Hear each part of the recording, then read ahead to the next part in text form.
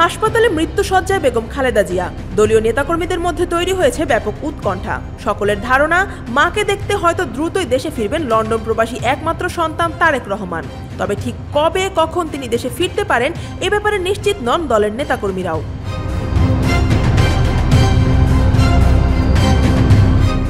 ফুসফুস ও হৃদযন্ত্রে গুরুতর সংক্রমণ দেখা দেওয়ায় হাসপাতালে সংকটাপন্ন অবস্থায় চিকিৎসাধীন রয়েছেন বিএনপি চেয়ারপারসন ও সাবেক প্রধানমন্ত্রী বেগম খালেদা জিয়া। গত রবিবার শ্বাসকষ্ট বেড়ে যাওয়ায় জরুরি ভিত্তিতে তাকে রাজধানীর একটি বেসরকারি হাসপাতালে ভর্তি করা হয়। চিকিৎসকরা জানান, নতুন করে নিউমোনিয়া দেখা দেওয়ার পাশাপাশি হৃদযন্ত্র সংক্রমণ ধরা পড়েছে। তাই তাকে সিসিইউতে রেখে দেশি বিদেশি বিশেষজ্ঞদের তত্ত্বাবধানে নিবিড় পরিচর্যা চলছে।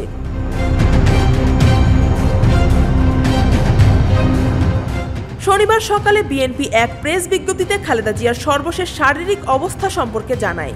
এরপর বিএনপির ভারপ্রাপ্ত চেয়ারম্যান তারেক রহমান তার ভেরিফাইড ফেসবুক পেজে প্রায় একই ভাষায় একটি দীর্ঘ স্ট্যাটাস দেন। সেখানে তিনি লেখেন, বাংলাদেশের সাবেক প্রধানমন্ত্রী বেগম খালেদা জিয়া গুরুতর অসুস্থ ও সংকটাপন্ন অবস্থায় হাসপাতালে নিবিড় পরিচর্যায় রয়েছেন। মায়ের পাশে থাকতে না পারার মানসিক যন্ত্রণার কথাও উল্লেখ করেন তিনি।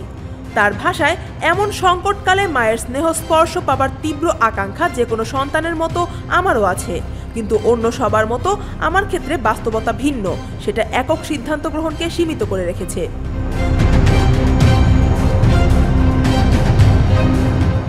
তিনি আরও বলেন, রাজনৈতিক পরিস্থিতি কাঙ্ক্ষিত পর্যায়ে পৌঁছালেই দেশে ফেরার তীব্র প্রতীক্ষার অবসান ঘটবে বলে আশা করছে তার পরিবার।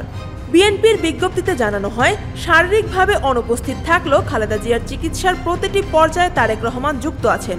মেডিকেল বোর্ডের সিদ্ধান্ত গ্রহণ, বিভিন্ন পরীক্ষার ফলাফল এবং চিকিৎসকদের পরামর্শ সবকিছুই তার সঙ্গে সমন্বয় করে করা হচ্ছে। এদিকে শুক্রবার রাতে মহাসচিব মির্জা ফখরুল ইসলাম আলমগীর জানান, খালেদা জিয়ার অবস্থা সংকটময়। এই ঘোষণার পর থেকেই দলীয় নেতাকর্মীদের মধ্যে ব্যাপক উৎকণ্ঠা তৈরি হয়। গভীর রাত পর্যন্ত হাসপাতালের সামনে নেতাকর্মীদের ভিড় দেখা যায়। মির্জা আব্বাস, আমির খসরু, মাহমুদ চৌধুরী, সেলিমা রহমান সহ স্থায়ী কমিটির অনেকেই রাতে হাসপাতালে আসা যাওয়া করেন। মির্জা আব্বাস বলেন, এই মুহূর্তে উনি স্টেবল নন, তবে আমাদেরকে চিনতে পেরেছেন। দেশবাসীর কাছে দোয়া চাই।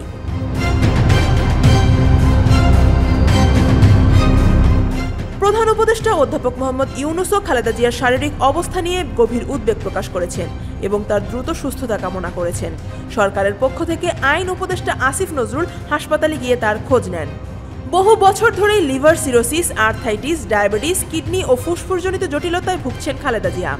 2021 সালে করোনা আক্রান্ত হওয়ার পর তার শ্বাসকষ্টের সমস্যা আরও প্রকট হয় এবং তখনও তাকে সিসিইউতে রাখতে হয়েছিল। 2024 সালের জুনে তার হৃৎপিণ্ডে পেসমেকার বসানো হয় এবং বিদেশি বিশেষজ্ঞ এনে লিভারের জটিল চিকিৎসা করা হয়। আফিয়া আক্তার, ঢাকা ওয়াচ।